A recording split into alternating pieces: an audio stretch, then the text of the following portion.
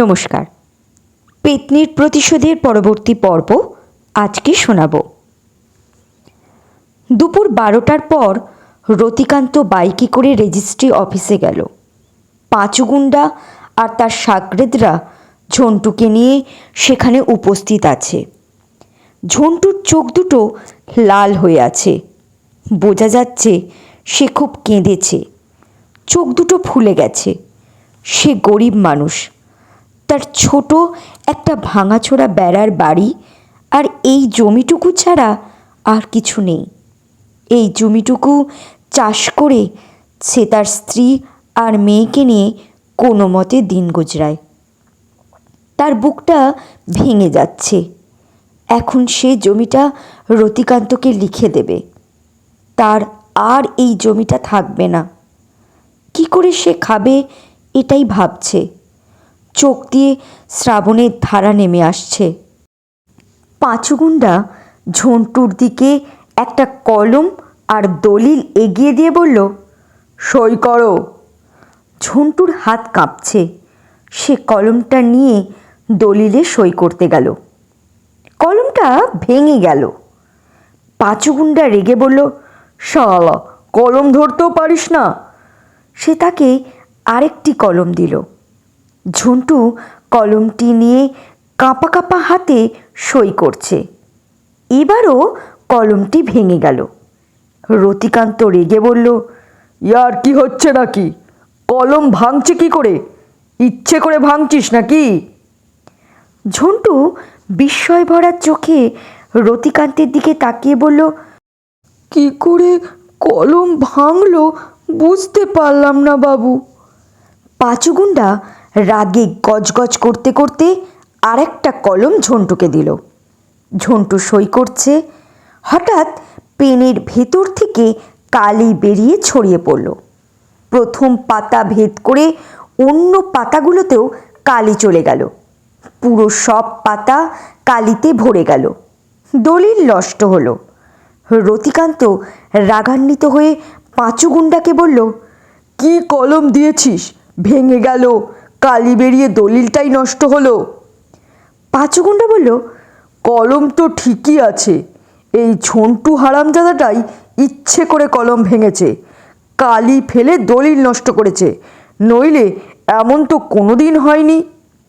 এবার পাঁচুগুন্ডা ঝন্টুর দিকে তাকিয়ে বলল, শালা, চালাকি করা তোর বের করব। জমি ধুয়ে জল খাস আর চোখের জলে ভাসিস। রতিকান্ত তাকে ইশারায় চুপ করতে বলল। পাঁচুগুন্ডা চুপ করল। ঝন্টু রতিকান্তের দিকে অপরাধীর মতো মুখ করে তাকিয়ে থেকে বলল, আমি কিছু করিনি বাবু, কি করে যে। রতিকান্ত ঠান্ডা গলায় বলল, বাড়ি যা, আবার দলিল তৈরি করে তোকে ডেকে পাঠাবো। ঝন্টু চলে গেল। রেজিস্ট্রি অফিস থেকে বেরিয়ে এসে পাঁচু বলল, দাদা, ওকে ছেড়ে দিলেন যে, এক থাবড়ায় ওর চোয়াল খুলে দিতাম। চুপ, রাতে রেডি থাকিস। ওর মেয়েকে। বুঝে গেছি দাদা, আর বলতে হবে না। তা মেয়েটিকে কি রাজমহলে আনবো নাকি রংমহলে আনবো দাদা? রাজমহলে আনিস। রাজমহল হলো রতিকান্তদের বাড়ির ওই বড় ঘরটি, আর রংমহল হলো অন্য জায়গায় তাদের আরেকটি বাড়ি আছে সেটি। যে সুন্দরী মেয়ে বা বউকে তারা জোর করে তুলে আনে তাদের এই রাজমহলে ঢোকানো হয়। এখানে শুধু বাপ বেটারাই তাকে নিয়ে সারা রাত আনন্দ ফুর্তি করে। মেয়ে বা বউ যত কষ্ট পায়, চিৎকার করে, এরা তত আনন্দ পায়। আর রংমহলে কোনো মেয়ে বা বউ টাকার বিনিময়ে স্বেচ্ছায় তাদের মনোরঞ্জন করতে আসে। আবার কখনো কখনো জোর করেও কোনো মেয়ে বা বউকে তুলে আনা হয়। এখানে কর্তামশাই রতিকান্ত বা তার ছেলেদের বন্ধু বান্ধব পরিচিত লোকও থাকে। সবাই মিলে সেখানে ফুর্তি করে। পাঁচুগুন্ডা বলল, ঠিক আছে দাদা, মালটা একটু কম খাবেন, বেশি খেলে আজকাল আপনি বেহুশ হয়ে যান, বয়স হচ্ছে তো। রতিকান্ত বলল, কি বললি? পাঁচু বুঝল সে বেফাঁস কথা বলে ফেলেছে। সে ভয় পেয়ে আমতা আমতা করে বলল, না মানে আমাদের বয়স হয় না, বুঝলি? সব দিনই আমরা যুবক আছি আর থাকব।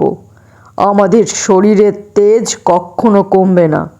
তবে এটা ঠিক, আজকাল মাল বেশি খাচ্ছি, তাই সব ভেস্তে যাচ্ছে। তার গত রাতের কথা মনে পড়ল। বেশি মদ খাওয়ার কারণে তনয়াকে সে কাছে পেয়েও ভোগ করতে পারল না। পাঁচু গুন্ডা বলল, আসছি দাদা, রাতে সময় মতো ঝন্টুর মেয়েকে নিয়ে হাজির হব। কথাটা বলে বাইকে উঠে পাঁচু আর তার সাগরেদরা চলে গেল। রতিকান্ত বাইকে করে বাড়িতে এলো। মনটা তার বেশ খারাপ। বাড়িতে এত বিপত্তি, তার উপর রাতে অত্যাধিক মদ্যপানের কারণে তনয়া হাতছাড়া হলো। তনয়া তাকে মদ ঢেলে দিয়েই যাচ্ছিল আর সে খেয়েই যাচ্ছিল। এতে সে তনয়ার দোষ দেখতে পেল না। তনয়া কি করে জানবে বেশি মদ খেয়ে তার এমন অবস্থা হবে? আর এদিকে জমিটা আজ তার নামে লিখতে গিয়েও এ অবস্থা হলো। জমিটা নিয়ে তার অতটা ভাবনা নেই, কারণ এ জমিটা সে পরে ঝন্টুর কাছ থেকে লিখে নিতে পারবে। রতিকান্ত খেয়ে দোতলার বারান্দার ইজি চেয়ারে বসে নার্সিংহোমের ডাক্তারবাবুকে ফোন করলো। নার্সিংহোমটা এই ডাক্তারবাবুরই। ডাক্তারবাবু ফোনটা ধরে বললেন, কে বলছেন? আমি মুখার্জি বাড়ি থেকে রতিকান্ত মুখার্জি বলছি। ও, বলুন বলুন। আমার বাবাকে ফিজিওথেরাপি দেওয়ার জন্য একজন ফিজিওথেরাপিস্ট পাঠাচ্ছেন না কেন? না মানে এখানে যে দুজন ফিজিওথেরাপিস্ট আছেন তারা একটু ব্যস্ত আছেন। ব্যস্ত থাকুক আর নাই থাকুক, আগে আমার বাবাকে যেন ফিজিওথেরাপি দিয়ে যান। ডাক্তারবাবু ভয় পেয়ে বললেন, ঠিক আছে, কাল পাঠাবো। কাল যেন অবশ্যই আসে। এই বলে রতিকান্ত ফোনটা কেটে দিল। রাতে রতিকান্ত তার স্ত্রী আর দুই ছেলের সাথে ডাইনিং টেবিলে বসে খাচ্ছে। চন্দ্রানী আর অরুণকে দেখে তৃষ্ণা মনে মনে ভীষণ খুশি হয়েছে। দুজনেরই চেহারায় বিকৃতি হয়েছে। চন্দ্রানী কিছুই খেতে পারছে না, মুখে স্বাদ নেই। একদিকে তার মুখে স্বাদ নেই, অন্যদিকে মুখ, গলা আর হাতের ঘায়ে যন্ত্রণা করছে, অস্বস্তি হচ্ছে। ওষুধ খেয়েও তার যন্ত্রণা পুরোপুরি যাচ্ছে না, তার চোখ দিয়ে জল বের হচ্ছে। সে একটুখানি খেয়েই ওপরে চলে গেল। সবাই খেয়ে যে যার ঘরে গেল। রাত 1টা বাজে। বরুণ ফোনে কারোর সাথে কথা বলে বাড়ি থেকে বেরিয়ে গেল। তনয়া বুঝতে পারছে আজ কিছু একটা ঘটনা ঘটবে। সে বাড়ির পিছনে গিয়ে আম গাছে উঠে বসল। তারপর দোল খেতে লাগলো। আর পুকুরের ওপারে শশীকান্তের ঘরের দিকে তাকিয়ে ভাবতে লাগলো, কবে যে ওনাকে মুক্তি দিতে পারবো জানি না, কত কষ্ট পাচ্ছেন উনি। তনয়া রোজ শশীকান্তের ঘর পরিষ্কার করে কচু পাতার ওপর বেলফুল রেখে আসে, যাতে একটু হলেও শশীকান্তের ভালো লাগে। তনয়ার পুকুরের মাছটির কথাও মনে পড়ছে। মাছটি কি মাছ নয়? মাছটি তাহলে কে? তনয়া দেখতে পেল রতিকান্ত বাড়ির পিছন দিক থেকে আসছে। সে অশরীরী আত্মায় পরিণত হয়ে রতিকান্তের দিকে নজর রাখল। ঝন্টুর মেয়ে কমলাকে নিয়ে বরুণ, পাঁচুগুন্ডা আর তার এক সাগরেদ এলো। কমলার চোখ, মুখ, হাত সব বাঁধা। সে ছটফট করছে, কিছু বলার চেষ্টা করছে, কিন্তু মুখ বাঁধা, তাই কোনো আওয়াজ বেরোচ্ছে না। কমলাকে নামিয়ে দিয়ে পাঁচুগুন্ডা আর তার সাগরেদ চলে গেল। তনয়া মনে মনে বলল, বাড়ির পিছন দিকে কেন তারা কমলাকে আনলো? 15 বছরের কমলাকে দেখে তনয়া কষ্ট পেল। এইটুকু একটা মেয়ের ওপর এই মানুষরূপী হিংস্র জানোয়ারেরা নির্মম শারীরিক আর যৌন অত্যাচার চালাবে, এই ভেবেই সে আঁতকে উঠল। সে ঝন্টু আর তার বউকে দেখার জন্য চোখ বন্ধ করলো। সে দেখতে পাচ্ছে ঝন্টুর সারা শরীরে মারির দাগ, আর তার বউ কাঁদতে কাঁদতে অজ্ঞান হয়ে গেছে। তার শরীরেও আঘাতের চিহ্ন। তনয়ার চোখে জল এলো। রতিকান্ত দেওয়ালের এক জায়গায় হাত দিল। দরজা খুলে গেল। ঠিক যেমন গত রাতে তনয়া বড় ঘরে দেখেছিল রতিকান্ত দেওয়ালে হাত ছোঁয়াতেই আলমারির পাল্লার মতো দেওয়ালের পাল্লা খুলে গিয়েছিল। এখনও তেমন খুলল, তবে এখানে একটা পাল্লা, আর এটা দরজা। তনয়ার মাথায় ঢুকলো না দেওয়ালে হাত ছোঁয়াতেই কি করে পাল্লা হলো। এরা তো সাধারণ মানুষ, তাহলে কি করে এমন করলো? কে ওদের এত শক্তি দিল? বা দরজাটা এমনভাবেই কে তৈরি করলো? কমলাকে নিয়ে বাপ বেটায় ঘরটিতে ঢুকলো। এই ঘরটিতে সেই বড় ঘর, যে ঘরটিতে গত রাতে তনয়া আর্তনাদের শব্দ শুনেছে। তারা ঘরটিতে ঢুকে দরজা বন্ধ করলো। আবার দরজা পুরো দেওয়ালই দেখাচ্ছে, সেখানে কোনো ফাঁক ফোকর নেই। তনয়াও ঘরটিতে ঢুকল। বরুণ কমলার চোখ, মুখ আর হাতের বাঁধন খুলে দিল। কমলা কাঁদতে কাঁদতে বলল, আমায় ছেড়ে দিন বাবু। বরুণ ঝাঁঝিয়ে উঠে বলল, তোকে ছাড়ার জন্য এনেছি নাকি আমরা? চুপ কর, নইলে তোর বাপ মায়ের মতো মার খাবি। বরুণ গাঁজা খেয়েছে, সেটা বোঝা যাচ্ছে। তার চোখ দুটো লাল হয়ে আছে। অরুণ বাড়ির ভেতরের দরজা দিয়ে ঘরটিতে ঢুকল। তার শরীরের সব ক্ষত এখনও ভালোভাবে শুকায়নি, তাও সে চলে এসেছে। সে দরজা বন্ধ করে দিয়ে কমলার দিকে লোলুপ দৃষ্টিতে তাকিয়ে বলল, বেশ খাসা তো মালটি, একদম কচি, ডাগর ডগর। রতিকান্ত দেওয়ালে হাত দিল। পাল্লা খুলে গেল। সে মদের বোতল বের করে টি টেবিলের ওপর রেখে পাল্লা বন্ধ করল। কমলা সমানে কেঁদে যাচ্ছে। রতিকান্ত মদের গ্লাসে মদ ঢেলে কয়েক চুমুক দিয়েছে। কমলা তার পা জড়িয়ে ধরে কেঁদে বলল, আমাকে যেতে দিন, আমি আপনার মেয়ের মতো। দূর সালি, মেয়ে, ন্যাকা কান্না না কেঁদে পোশাক খুলে ফেলতো। কমলার পরনে সালোয়ার কামিজ রয়েছে। সে এবার ভয়ে জোরে কেঁদে উঠল। বরুণ আর অরুণও মদ খাচ্ছে। বরুণ বলল, সতীপনা দেখানো হচ্ছে নাকি? তোদের এই সতীপনা কিভাবে দূর করতে হয় আমি জানি। এখানে কেঁদে কোনো লাভ নেই। অরুণ সোফায় বসে কয়েক ঢোক মদ খেল। তারপর মদের গ্লাস হাতে নিয়ে উঠে এসে ধমক দিয়ে বলল, এই খোল পোশাক। কমলা তার বিকৃত চেহারা দেখে ভয় পেয়ে জোরে কেঁদে উঠল। রতিকান্ত উঠে এসে বলল, পোশাক খোল। কমলা আর্তনাদ করতে লাগলো। বরুণ কমলার হাত চেপে ধরল।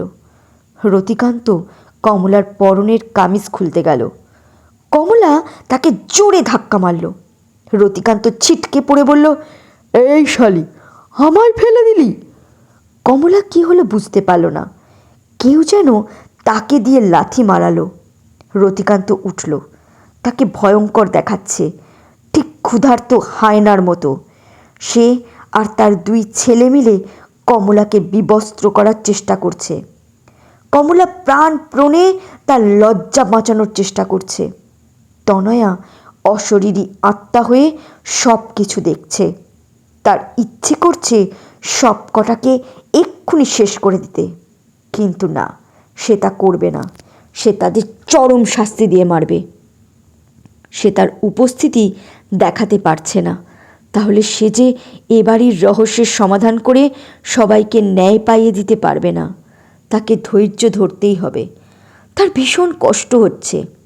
বরুণ আর অরুণ এবার কমলাকে জোর করে ধরে রাখল। রতিকান্ত কমলার সালোয়ার কামিজ টেনে ছিঁড়ে খুঁড়ে ফেলল। তারপর বাপ বেটারা তার শরীরটা দেখে অট্ট হাসি দিতে লাগলো। তনয়ার মনে হলো এই ঘরের হাসি কান্নার শব্দ কি এবাড়ির অন্য কেউ শুনতে পাচ্ছে না, নাকি তারা ভয়ে চুপ করে আছে। কমলা আর্তনাদ করেই যাচ্ছে, আর রতিকান্তরা হাসছে, আনন্দ পাচ্ছে। তনয়া ঘরের বাইরে এলো। সে ঘরের কোনো শব্দ শুনতে পাচ্ছে না। তনয়া এবার বুঝল এই ঘরের আওয়াজ বাইরের কেউ শুনতে পাচ্ছে না। সে আবার ঘরের ভেতরে গেল। কমলাকে বিবস্ত্র অবস্থায় রতিকান্ত সুন্দর কারুকার্য করা খাটের গদির ওপর শোয়ালো। তারপর তার ওপর জোর জবরদস্তি করতে লাগলো। অরুণ আর বরুণ বেশ মজা পাচ্ছে। তারাও কামাতুর হয়ে পড়েছে। কমলার করুণ আর্তনাদে তাদের মন এতটুকু গলছে না। রতিকান্ত কমলার শরীরটা ক্ষত বিক্ষত করছে। সে যন্ত্রণায় চিৎকার করে উঠছে। তনয়া আর সইতে পারছে না। কমলা রতিকান্তের পুরুষাঙ্গটি ধরে মোচড় দিল। রতিকান্ত ব্যথায় চিৎকার করে উঠল। কমলা তাড়াতাড়ি উঠে তার সালোয়ার কামিজটা নিয়ে গায়ে জড়ালো। সে অবাক হলো, তাকে দিয়ে কেউ যেন এই কাজটি করালো। অরুণ আর বরুণ রতিকান্তের কাছে এসে বলল, কি হয়েছে বাবা? রতিকান্ত কিছু বলতে পারছে না। সে যন্ত্রণায় কুঁকড়ে গেছে। সে তার পুরুষাঙ্গটি ধরে ছটফট করছে। বরুণ কমলার দিকে বিস্ফারিত চোখে তাকিয়ে বলল, কি করলি রে? কমলা করুণ মুখে বলল, কিচ্ছু না। কিচ্ছু না বললে হলো? বাবা এমনি এমনি ছটফট করছে, তাই না? বরুণ এবার কমলার হাত ধরে তার সালোয়ার কামিজ টেনে নিয়ে ছুঁড়ে ফেলল। তারপর তাকে জাপটে ধরে মেঝেতে শোয়াতে গেল। কমলা বরুণকে লাথি মারল। বরুণ ধপাস করে মেঝেতে পড়ল। সে ওঠার চেষ্টা করছে, কিন্তু মোটা শরীরটা তুলতে পারছে না। কমলা তার সালোয়ার কামিজ নিতে গেল। এবার অরুণ তাকে ধরল। কমলা তাকেও লাথি মারল। অরুণ ছিটকে পড়ল। কমলা বুঝতে পারছে কেউ তাকে দিয়ে এসব করাচ্ছে। সে সাহস পেয়ে সালোয়ার কামিজটা নিয়ে দরজা খুলল। রতিকান্ত যন্ত্রণায় ছটফট করতে করতে বলল, পালালো রে, ধর ধর। অরুণ আর বরুণ উঠে আসার আগেই কমলা ঘর থেকে বেরিয়ে দরজায় ছিটকিনি টেনে দিল। তারপর সালোয়ার কামিজটা পরে নিল। অরুণ আর বরুণ দরজা ধাকাচ্ছে, কিন্তু সে শব্দ বাইরে আসছে না। কমলা বেরোনোর দরজার কোন দিকে বুঝতে পারছে না। ভয়ে তার গা কাঁপছে। তনয়া শরীর ধারণ করে একটা ঘর থেকে বেরিয়ে এসে কমলাকে বলল, আমার সাথে এসো, ভয় পেও না। সে কমলাকে বাড়ির বাইরে নিয়ে এলো। তারপর বলল, দৌড়াও। কমলা দৌড়াচ্ছে। পিছনের দরজা দিয়ে অরুণ আর বরুণ বেরিয়ে কমলার পিছু নিল। তনয়া অশরীরী আত্মা হয়ে দু ভাইয়ের দিকে ফুঁ দিল। জোর হাওয়া বয়ে গেল তাদের দিকে। দুই ভাইয়ের চোখের ভেতর ধুলো গেল। তারা কিছুই দেখতে পাচ্ছে না। চোখের ভেতর ফুটছে, তার চোখ জ্বলছে। তনয়া আবার শরীর ধারণ করে কমলাকে নিয়ে তাদের বাড়িতে গেল। কমলার মা বারবার কান্নায় মূর্ছা যাচ্ছে। আদরের মেয়ে কমলাকে আসতে দেখে তারা তাকে জড়িয়ে ধরে কাঁদতে লাগলো। তনয়া কমলাকে বলল, এই সালোয়ার কামিজটা ছেড়ে তাড়াতাড়ি অন্য একটা পোশাক পরে নাও। এবার সে ঝন্টু আর তার বউকে বলল, এখন কাঁদার সময় নয়, আপনারা পালান। ঝন্টু তনয়াকে বলল, তুমি কে মা? কমলা বলল, ও আমাকে নিয়ে এসেছে বাবা। ঝন্টু তনয়াকে বলল, কোথায় পালাবো মা? আপনাদের কোনো আত্মীয় স্বজন কি দূরে আছে যাদের কাছে কয়েক মাসের জন্য থাকতে পারেন? ঝন্টুর বউ বলল, আমার ভাই থাকে উত্তরপ্রদেশে, ওখানে কাজ করে। তার ঠিকানা জানেন? জানি। ওর ফোন নাম্বার আছে? বলে সে বিছানার তলা থেকে একটা কাগজ বের করে তনয়াকে দিল। তনয়া কাগজটা হাতে নিয়ে বলল, কয়েক মাসের জন্য ভাইয়ের কাছে গিয়ে থাকুন, এক্ষুনি বেরোন। ঝন্টুর বউ কিছু কাপড় চোপড় গোছাতে গেল। তনয়া বলল, কাপড় চোপড় আমি নিয়ে আসছি, আপনারা সাইকেলে করে তাড়াতাড়ি স্টেশনে যান। ঝন্টু বলল, স্টেশন তো অনেক দূরে। রাত থাকতে থাকতে যান, রতিকান্তর লোকরা দেখতে পাইলে সর্বনাশ হয়ে যাবে।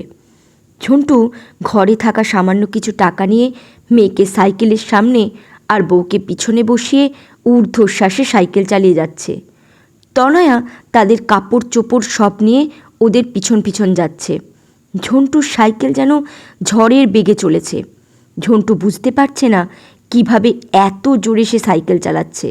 তার মনে হচ্ছে শুধু সে সাইকেলে বসেই আছে আর অন্য কেউ চালাচ্ছে। অল্প সময়ের মধ্যে তারা স্টেশনে পৌঁছলো। ফার্স্ট ট্রেন প্ল্যাটফর্মে এসে দাঁড়ালো। তনয়া কাপড় চোপড়ের ব্যাগ, 3টে টিকিট আর ফোন নাম্বারের কাগজটা ঝন্টুর হাতে দিয়ে বলল, এগুলো সাবধানে রাখবেন। এই টিকিটগুলো উত্তরপ্রদেশে যাওয়ার ট্রেনের টিকিট। এই ট্রেন থেকে নেমে তারা কিভাবে হাওড়া স্টেশনে যাবে, কোন ট্রেনে উঠবে, সব কিছু তনয়া ঝন্টুকে বুঝিয়ে বলল। তারপর আরও বলল, আমি কমলার মামাকে ফোন করে দিয়েছি, তিনি সময় মতো স্টেশনে এসে আপনাদের নিয়ে যাবেন। সে আরও 3টে টিকিট ঝন্টুর হাতে দিল। ঝন্টু অবাক হয়ে তনয়ার দিকে তাকিয়ে বলল, এটা এই ট্রেনের টিকিট। ঝন্টু আর ওর বউ কাঁদতে কাঁদতে বলল, মা গো, তুমি আমাদের জন্য যা করলে তার ঋণ কোনোদিন আমরা শোধ করতে পারবো না। ট্রেনটা ফাঁকা আছে। ঝন্টু আর তার বউ ট্রেনে উঠল।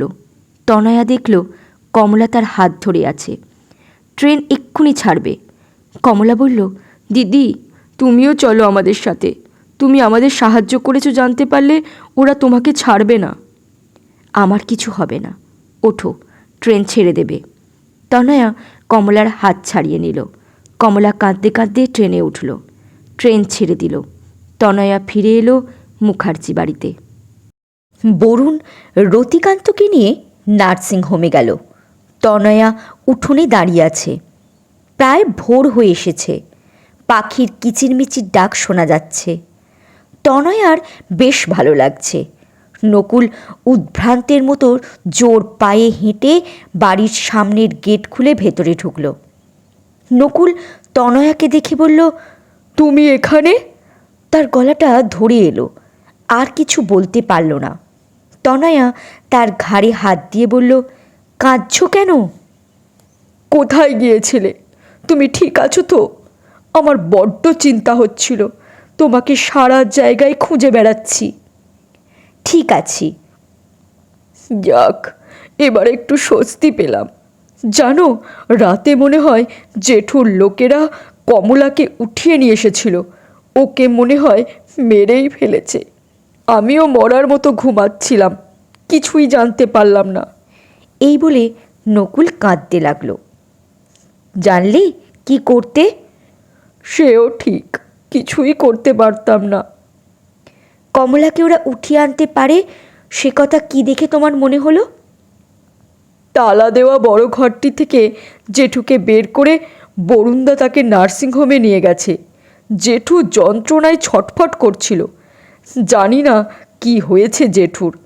ওরা তো মেয়ে মানুষদের জোর করে হাত মুখ চোখ বেঁধে ও ঘরে নিয়ে যায়।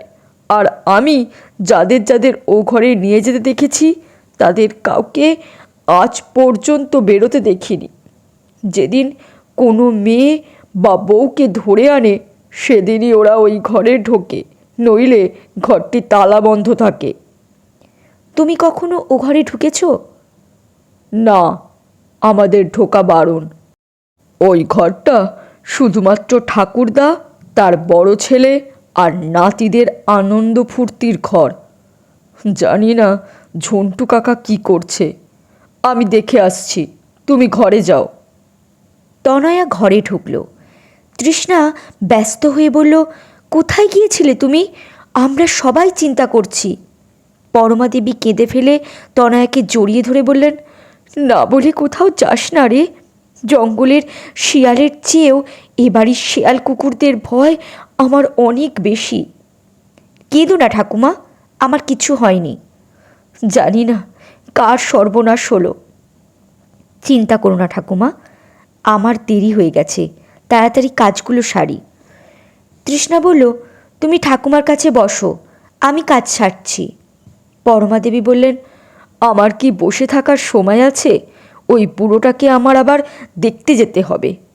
কর্তামশাই নার্সিংহোম থেকে বাড়ি আসার পর থেকে পরমা দেবী তার ঘরে থাকছেন। রাতে মেঝেতে মাদুর পেতে তিনি শুয়ে থাকেন। তিনি আর তনয়া তার দেখাশোনা করেন।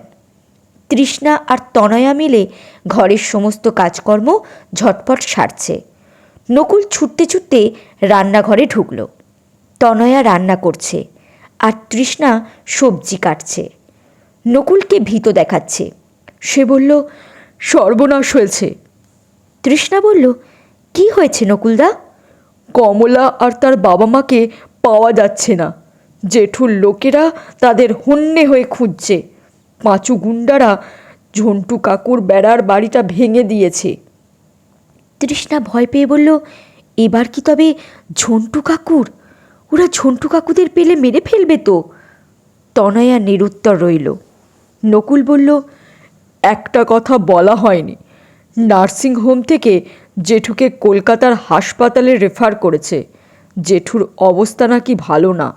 বরুণদা জেঠুকে কলকাতায় নিয়ে গেছে। তনয়ার ঠোঁটে এবার হাসি খেলে গেল। সব কাজকর্ম হয়ে গেছে। তনয়া তৃষ্ণাকে নিয়ে বড় ঘরটির সামনে দাঁড়িয়ে বলল, এখানে দাঁড়িয়ে থাকো। কোনো শব্দ শুনতে পাও কি না আমাকে বলো। তৃষ্ণা মাথা নাড়ল। তনয়া বাড়ির বাইরে গিয়ে অশরীরী আত্মা হয়ে বড় ঘরে ঢুকল। সে চিৎকার করতে লাগলো। তৃষ্ণা ব্যাকুল হয়ে বলছে, কি হয়েছে তনয়া বৌদি? বৌদি! তনয়া তৃষ্ণার পিছনে এসে শরীর ধারণ করে বলল, আওয়াজ শুনতে পেয়েছ? হ্যাঁ, চিৎকার করছিলে কেন? ও ঘরে তো তালা মারা, তুমি ঢুকলে কি করে? নকুল এসে দাঁড়ালো। তনয়া তৃষ্ণার প্রশ্নের জবাব না দিয়ে নকুলকে বলল, মেয়েদের এনে ওরা এই ঘরে কোন পথে ঢোকায়? নকুল বলল, পেছনের দরজা দিয়ে মনে হয়। আমরা তো ভয়ে বেরোই না। আমাদের দেখতে পেলে ওরা খুব মারে, খেতে দেয় না। তনয়া ভাবছে, এরা তাহলে কি ওই দরজার কথা জানে? সে বলল, পেছনের রহস্যময় দরজার কথা তোমরা জানো? তৃষ্ণা বলল, রহস্যময় দরজা মানে? পিছন দিকে তো একটা ছোট দরজা আছে, তুমি দেখোনি দরজাটা? পিছনের দিকে একটা ছোট দরজা আছে সে কথা তনয়ার খেয়াল ছিল না। সে দরজাটা দেখেছে, কিন্তু সে দরজা দিয়ে সরাসরি বড় ঘরটিতে বা তার পাশের ঘরটিতে প্রবেশ করা যায় না। সেই দরজা দিয়ে ভেতর দিকে এসে লম্বা পথের মতো আছে, সেখান দিয়ে এসে বড় ঘরের সামনে আসা যায়। তনয়া বুঝতে পারল এরা রহস্যময় দরজার কথা জানে না। চন্দ্রানী চিৎকার করে ডাকল, তৃষ্ণা! এই তৃষ্ণা! বলি, মরলি কোথায়? তৃষ্ণা ছুটে এলো। চন্দ্রানী রেগে বলল, কোথায় থাকিস রে? নকুলের বউ কোথায়? তনয়া এসে বলল, বলুন জেঠিমা।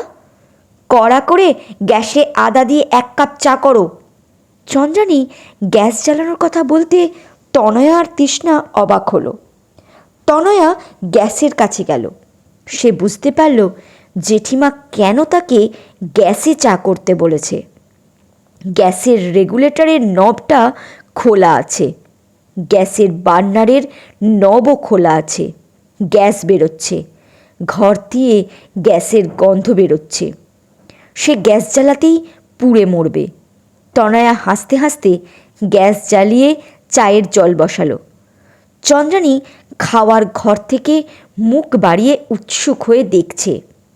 সে তনয়ার চিৎকার শোনার অপেক্ষায় আছে। তনয়া চায়ের কাপ নিয়ে রান্নাঘর থেকে বেরোলো। চন্দ্রানী হতাশ হয়ে তার দিকে তাকিয়ে আছে। তনয়ার গায়ে আগুন কেন ধরল না, এটা ভেবেই চন্দ্রানীর কষ্ট হচ্ছে। তনয়া হেসে বলল, চাটা খান জেঠিমা, কড়া করে বানিয়েছি, ঠান্ডা হয়ে যাবে। চন্দ্রানী খাচ্ছি বলে অন্যমনস্ক হয়ে চায়ের কাপে চুমুক দিল। তার জিভ পুড়ে গেল। সে বলে উঠল, মাগো, জিভটা পুড়ে গেল যে। তনয়া ফ্রিজ থেকে বরফ এনে বলল, জেঠিমা, এটা মুখের ভেতর দিন, ঠিক হয়ে যাবে। চন্দ্রানী বরফ নিয়ে তনয়ার দিকে ছুঁড়ে দিয়ে বলল, তোমার জন্যই সব হচ্ছে। তুমি এ বাড়িতে আসার পর থেকেই একটার পর একটা বিপদ হচ্ছে। কেউ আমার কথা কানেই দিচ্ছে না। দূর হয়ে যাও এ বাড়ি থেকে। তনয়া ক্ষীণ কণ্ঠে বলল, আপনাদের পতন শুরু হয়ে গেছে। এ বাড়ির ভেতরে বাইরে জানি না কত রহস্য লুকিয়ে আছে, কত পাপ জমা আছে। সেসবের সমাধান না করে অপরাধীদের উপযুক্ত সাজা না দিয়ে আমি যাচ্ছি না। বিড়বিড় করে কি বলছো? আমার সামনে থেকে দূর হও। চন্দ্রানী তনয়াকে বলল। তনয়া নকুলের ঘরে গিয়ে বসল। সে ভাবছে, বড় ঘরটি অর্থাৎ রাজমহলের ভেতরের আওয়াজ দিনের বেলা বাইরে আসে, রাতের বেলা বাইরে আসে না। বাইরের আওয়াজ ভেতরে যায় না। ওদিকে আবার শশীকান্তের ঘরের আওয়াজ দিনে বা রাতে কখনোই বাইরে আসে না, বা বাইরের আওয়াজও ভেতরে যায় না। এই ব্যাপারটা আশ্চর্যের।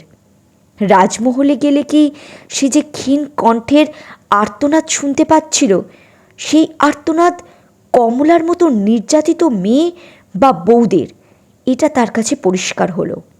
বড় ঘর দিয়ে যে ঘরটিতে ছোট ঘরে যেতে হয়, সেই ঘরে গেলে সে থেমে থেমে আর্তনাদের সুর শুনতে পাচ্ছে।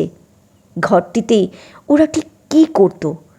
নকুল আর তৃষ্ণা তাকে বলেছে, এ বাড়িতে কোনো মেয়ে বা বউকে ধরে আনলে তারা তাদের আর বাইরে যেতে দেখেনি। তাহলে কি সুড়ঙ্গটা ঘরেই আছে? মেয়ে বা বউদের নির্মমভাবে ভোগ করে মেরে তারা কি সুড়ঙ্গে ফেলে দেয়, নাকি অন্য কিছু করে তাদের সাথে? তনয়া বড় ঘরটির পাশের ছোট ঘরটিতে গেল, ভালো করে দেখতে লাগলো, কিন্তু কোথাও সন্দেহজনক কিছু দেখতে পেল না। অথচ ক্ষীণ কণ্ঠের আর্তনাদের আওয়াজ সে পাচ্ছে। বড় ঘরটির ভেতর দিয়েই শুধু এই ঘরটিতেই আসা যাওয়া যায়। এ ঘরটির অন্য কোনো দরজা নেই। কেন? নিশ্চয়ই এ ঘরেও খারাপ কিছু হয়, কিন্তু কি হয়? এই প্রশ্ন তার মনে জাগছে। যাদের জোর করে ধরে আনে তারা পরে কোথায় যায়? তাদের কি অন্য কোথাও নিয়ে যায়, যেটা নকুল বা তৃষ্ণাদের চোখে পড়েনি? ওরা তো ভয়ে বের হয় না। কমলার সাথে ওরা আর কি করতো? তাকে কি মেরে ফেলতো? এসব জানতে গেলে তো কমলার ধর্ষণ হওয়া তাকে দেখতে হতো। তার চেয়ে কমলাকে বাঁচিয়ে সে ভালো কাজ করেছে। এবার সে ঘরটি থেকে বেরিয়ে পরমা দেবীর ঘরে গেল। পরমা দেবী স্নান করে এসে কাপড় পরছেন।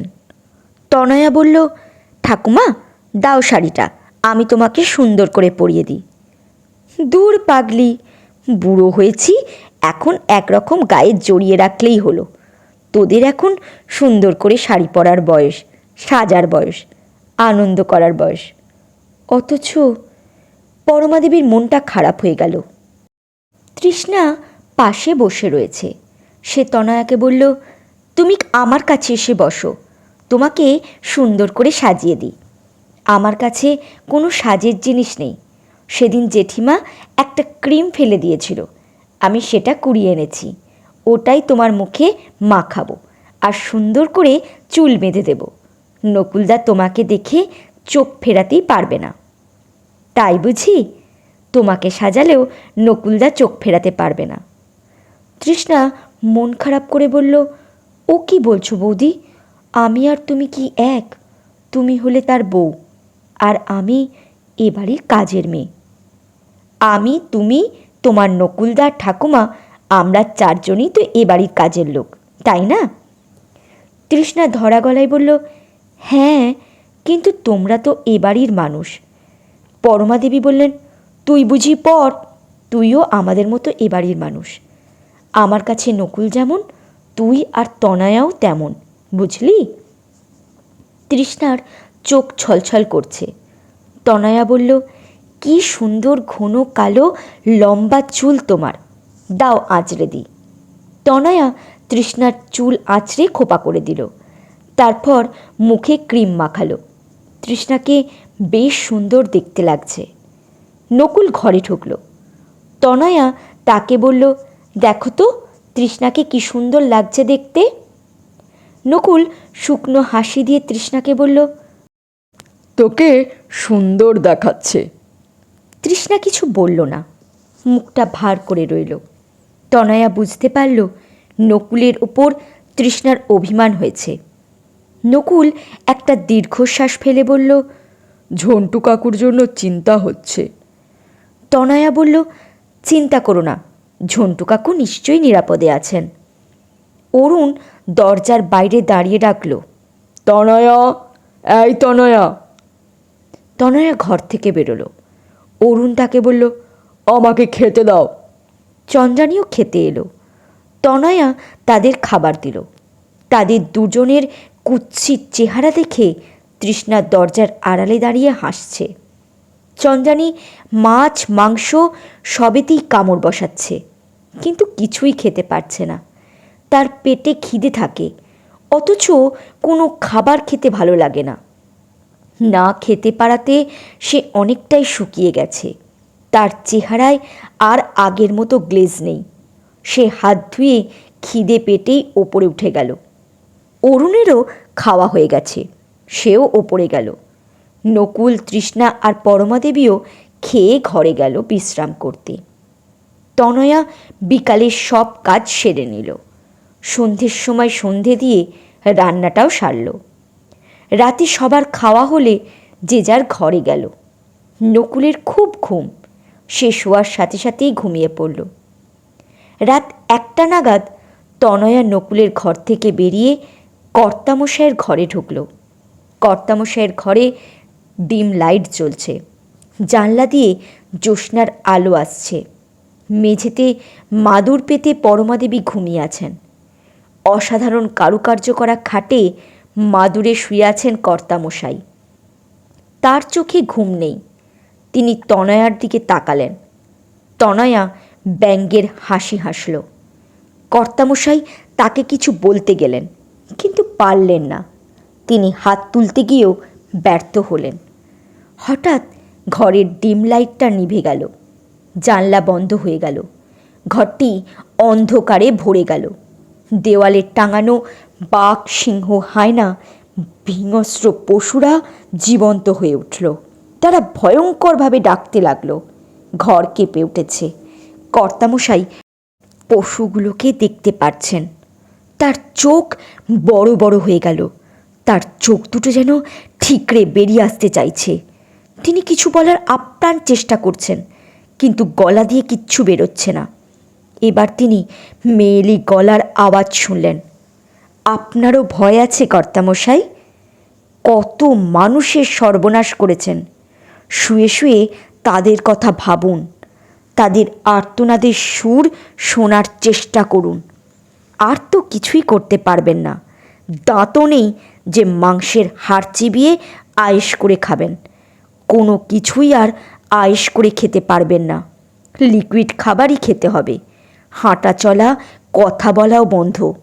এখন শুধু কি কি পাপ কাজ করেছেন সেগুলো মনে করুন। এ জন্মে আর কোনো মেয়ে মানুষের শরীর শেয়াল কুকুরের মতো ছিঁড়ে খেতে পারবেন না। তাদের নির্মমভাবে হত্যা করতেও পারবেন না। ঘর থেকে এবার আর্তনাদের শব্দ শোনা যাচ্ছে। কিছুক্ষণ পর আর্তনাদের সুর হাসির শব্দে রূপান্তরিত হলো।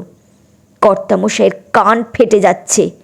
তিনি আর সহ্য করতে পারছেন না, কিন্তু শোনা ছাড়া তার কিছুই করার নেই। তার দু চোখ বেয়ে জল গড়িয়ে বালিশে পড়ছে। ডিম লাইটটা জ্বলে উঠল। জানলা খুলে গেল। পরমাদেবী গভীর ঘুমে আচ্ছন্ন। তিনি কিছুই টের পাচ্ছেন না। তনয়া কর্তামশাইয়ের পাশে দাঁড়িয়ে রয়েছে। সে বলল, আপনি কাঁদতেও জানেন কর্তামশাই? কথাটা বলে তনয়া আবারও ব্যঙ্গের হাসি দিয়ে ঘর থেকে বেরিয়ে বাড়ির পিছনে গেল।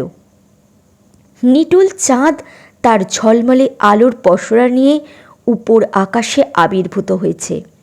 রূপলি জ্যোৎস্নার অনিন্দ সৌন্দর্যে অনবদ্যভাবে উদ্ভাসিত হয়ে উঠেছে চারপাশ।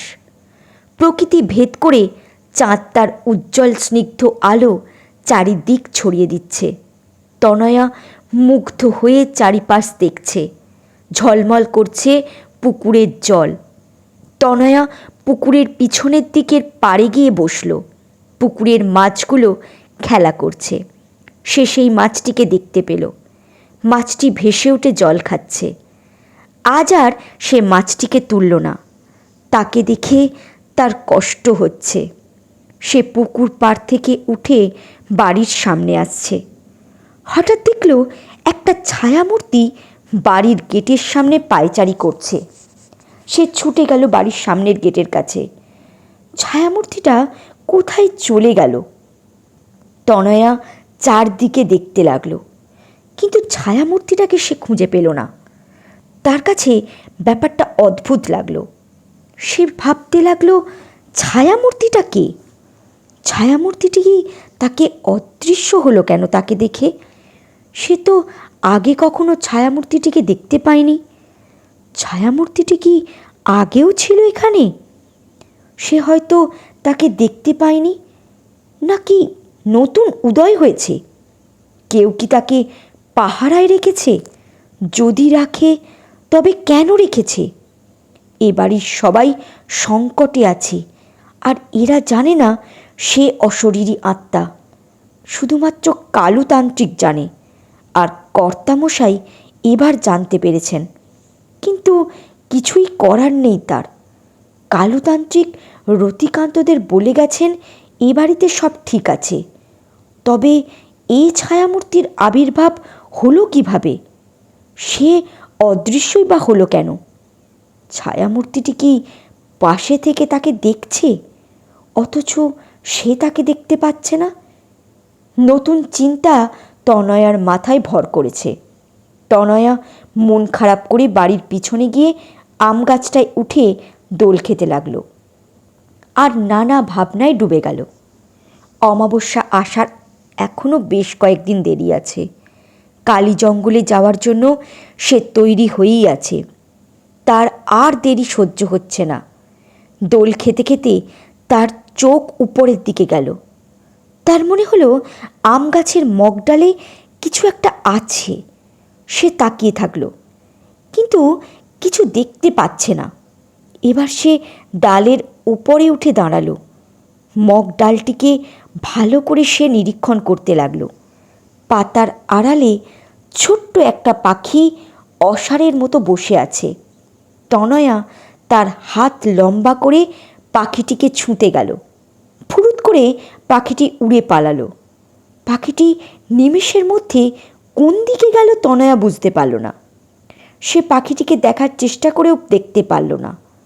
পাখিটি যে পাখি ছিল না সেটা সে বুঝতে পারল। কিন্তু পাখিটি এই গাছটিতে কী করছে? আগে তো একে দেখেনি সে। দারোয়ান আর পাখি এই দুটোকে নিয়ে নতুন চিন্তা তার মনে উদয় হলো। তার মনটা বড্ড খারাপ হলো। তনয়া আম গাছ থেকে নেমে বাড়ি থেকে বেরিয়ে জঙ্গলের ভেতরে চলে গেল। সে এদিক ওদিক ঘুরতে লাগলো।